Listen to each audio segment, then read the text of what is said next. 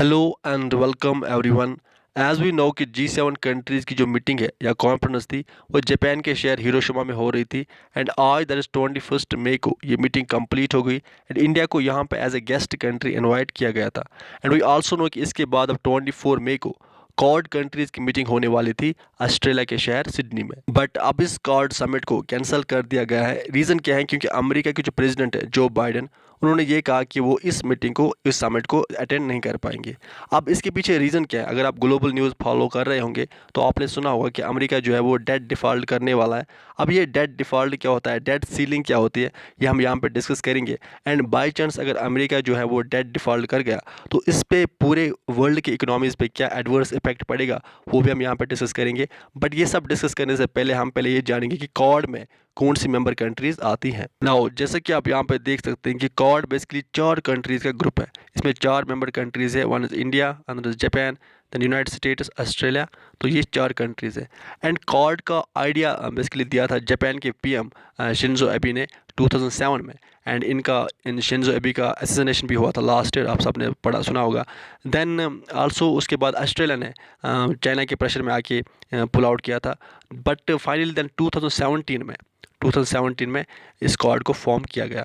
अब इसका फॉर्म होने का मेन रीज़न क्या था इसके पीछे, कि ये जो इंडो पैसिफिक रीजन है यहाँ पे पीस एंड प्रॉस्पेरिटी मेंटेन करनी है। एंड यहाँ पे जो छोटी छोटी कंट्रीज है जैसे पापुआ न्यू गिनी है, तो इनको फाइनेंशियल सपोर्ट प्रोवाइड करना है ताकि चाइना के डेट ट्रैप में ना आए। नाउ अब अगर ये कॉर्ड की ग्रुपिंग इतनी ही इंपॉर्टेंट है तो जो समिट होने वाले थे अभी 24 मई को सिडनी ऑस्ट्रेलिया में, तो उसको कैंसिल क्यों कर दिया गया? जैसे कि मैंने पहले ही बताया कि जो अमेरिका के प्रेसिडेंट है जो बाइडन, उन्होंने कहा कि वो इस मीटिंग को अटेंड नहीं कर पाएंगे।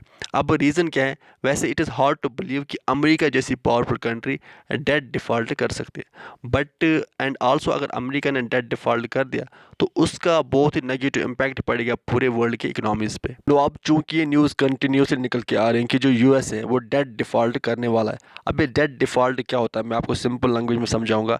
जैसे कि हम जानते हैं एक होता है बारोवर जो पैसे लेता है, एक होता है लेंडर जो पैसे देता है। अब जब लेंडर बारोवर को पैसे देता है तो इनके बीच में आपस में एक एग्रीमेंट साइन होता है। उस एग्रीमेंट में कुछ टर्म्स एंड कंडीशंस होते हैं। जैसे जो बारोवर है वो लेंडर को कहेगा कि जो पैसे मैं आपको 2 या 3 साल के बाद रिटर्न करूँगा, तब तक मैं आपको इंटरेस्ट पे करूँगा। इस तरह से जो गवर्नमेंट है, गवर्नमेंट भी बॉन्ड्स इशू करती है एंड पब्लिक से पैसे उठाती है।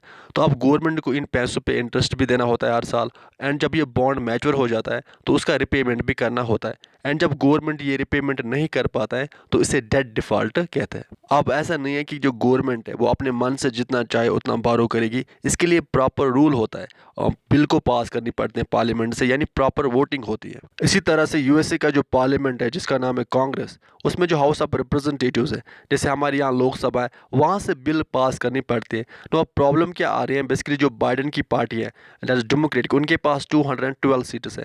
एंड जो अपोजिशन पार्टी है ट्रंप की दैट इज रिपब्लिकन, उनके पास 222 सीट्स है। अब जो रिपब्लिकन है ये बेसिकली बिल को पास होने नहीं देते, यानी और डेट लेने के लिए या बारो करने के लिए अलो नहीं करते। एंड अगर गवर्नमेंट ने और बारो नहीं किया तो वो प्रीवियस डेट का रिपेमेंट नहीं कर पाएंगे। दैट मीन्स कि जो यूएस है वो डेट डिफ़ॉल्ट करेगा। अब यूएसए में आल्सो एक डेट सीलिंग का लॉ है, यानी जो गवर्नमेंट है वो कहाँ तक बारो कर सकती है या लोन उठा सकती है या पैसे उठा सकती है पब्लिक से, यानी लिमिट क्या है। जैसे जब भी आपको पॉकेट मनी मिलता है तो आपको पेरेंट्स एक लिमिट तक पॉकेट मनी देते हैं। अब एंड अभी प्रेजेंट में जो डेट सीलिंग है यूएसए की वो 31.4 यानी 31 ट्रिलियन के आसपास है। यानी इतना जो यूएस है वो बारो करती है, वो लोन लेते हैं या कर्ज लेती है पब्लिक से।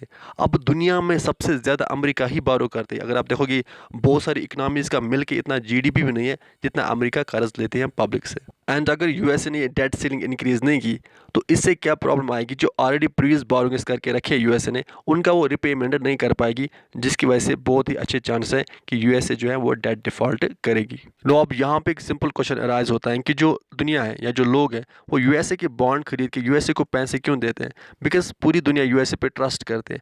अब फॉर एग्जांपल अगर कोई बैंक किसी कस्टमर पे ट्रस्ट करता है, उसके बाद वो कस्टमर जितनी मर्जी उतने पैसे बैंक से उठा सकता है। अब वो अलग बात है कि वो बाद में फिर विजय माल्या निकले, दैट इज सेकेंडरी। बट यहाँ पे बात आती है ट्रस्ट की। नो अब यूएसए क्या करते हैं? बेसिकली यूएसए की जो ट्रेजरी बॉन्ड्स है वो इनको इंटरनेशनल मार्केट में लेते हैं।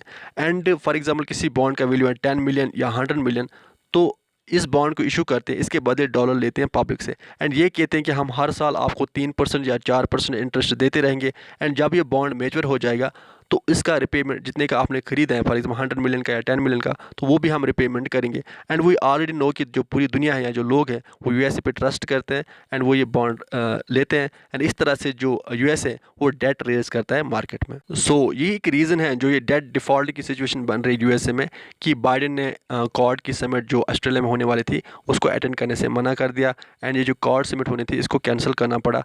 बट हमारे मोदी जी ने कहा कि वो फिर भी विजिट करेंगे Australia. And as we know कि जो हमारी कंट्री के पीएम है मोदी जी, बेसिकली वो 3 दिन के इंटरनेशनल टूर पे हैं। कल परसों जापान के शहर हिरोशिमा में थे, यहाँ पे G7 कंट्रीज़ की मीटिंग हो रही थी।